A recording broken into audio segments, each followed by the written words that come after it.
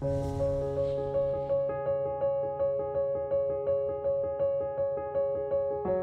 everyone. I'm with Judith Joy, and today we are talking about the consciousness scale, which I think is really interesting. What is that, Judith?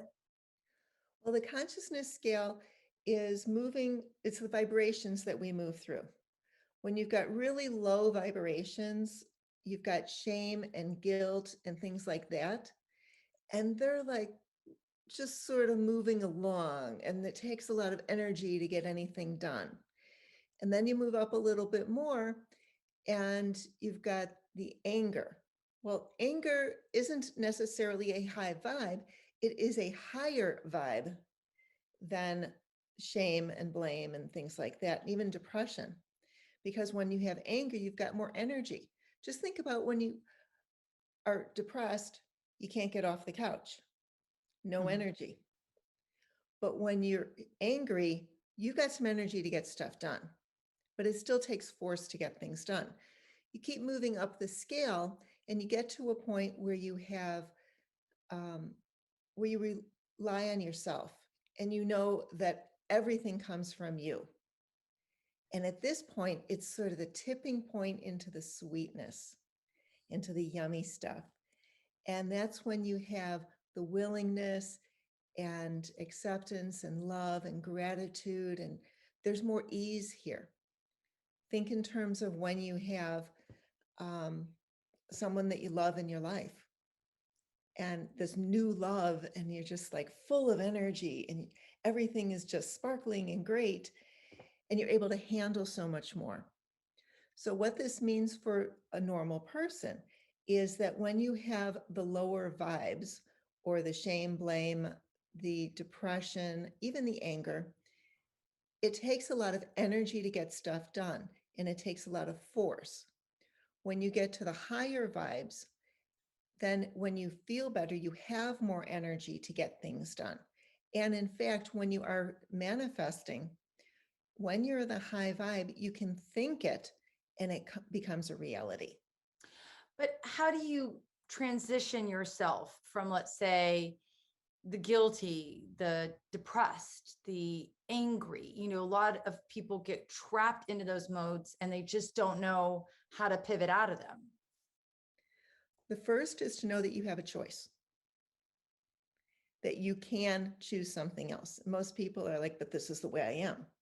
But when you say I am, and then follow that with whatever you want, then you're telling the universe, I am that. And the universe says, okay. And that's just the end of it.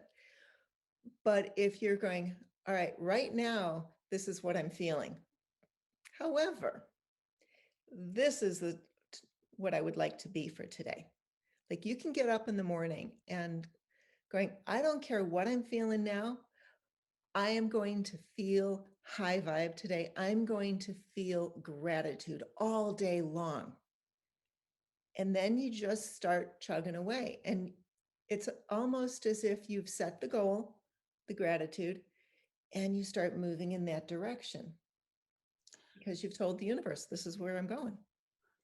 What if somebody else is making you feel the way that you're feeling, or they're saying words and they're or actions that are making you feel kind of trapped in that place of, maybe, let's say, insecurity? The same thing. Do you choose to keep feeling that, or do you choose something else? Now, here's a very simple exercise. It's called I love you. And you're in an argument with somebody and you don't really want to be in the argument. You want to step out of it.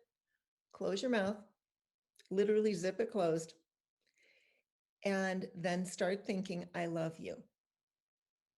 I love you. I love you. Now you're thinking it, you're not saying it. The other person will eventually run out of steam. You're not feeding them by interacting. You're still there, but you're not interacting with them. And then things will settle down. They will either go, oh, okay, and follow you into the peace, or they're going to go, never mind, I'll figure it out. Well, what if Um, okay, I like the argument, and you and I have talked before, both on a personal level and here with, folks watching you through different social media platforms, and the I love you exercise really, really works.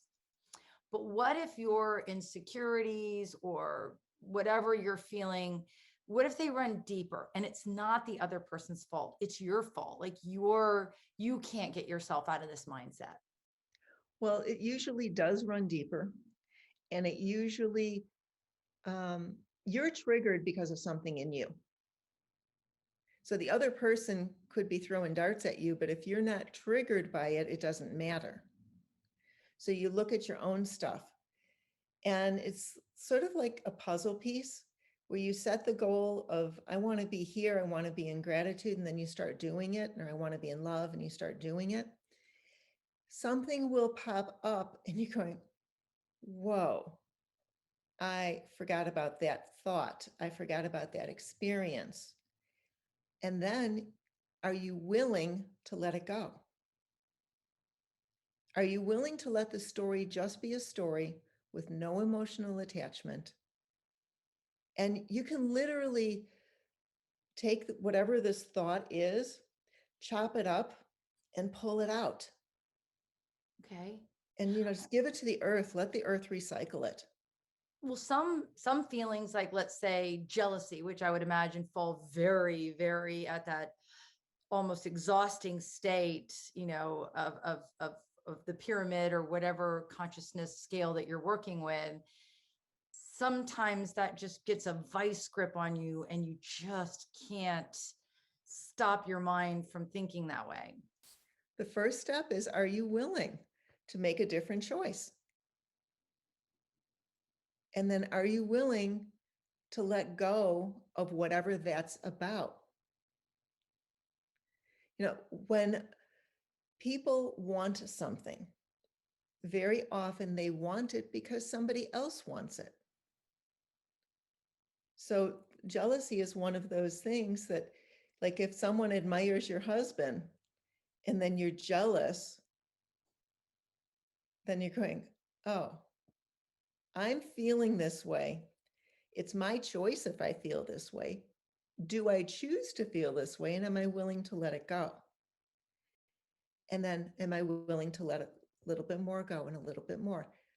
Think of it as grains of sand. You've got a pile. And are you willing to let it go? So, are you taking it one grain at a time, or are you scooping it up? Or do you have a backhoe coming in going, it's gone? Is there an exercise to calm yourself, or do you do the same I love you, I love you? Does that apply? Yeah, it applies. Um, the best is if you can imagine yourself unplugging from the other person,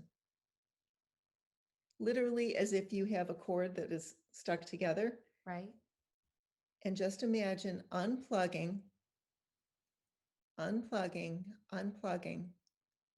And then, am I willing to let go of whatever this jealousy is?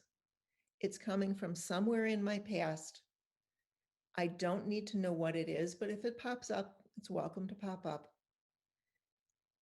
But am I willing to let it go? Am I willing to return all pieces of this to wherever it belongs, just not in me? Beautiful. Well, I think that is a perfect place to wrap up this particular discussion of the consciousness scale and working your way up it and through it to a more joyous, wonderful life. And I hope you'll tune in with Judith and myself as we continue to bring up these conversations. And of course, never hesitate to submit a request. We'd love to hear from you. Thank you so much.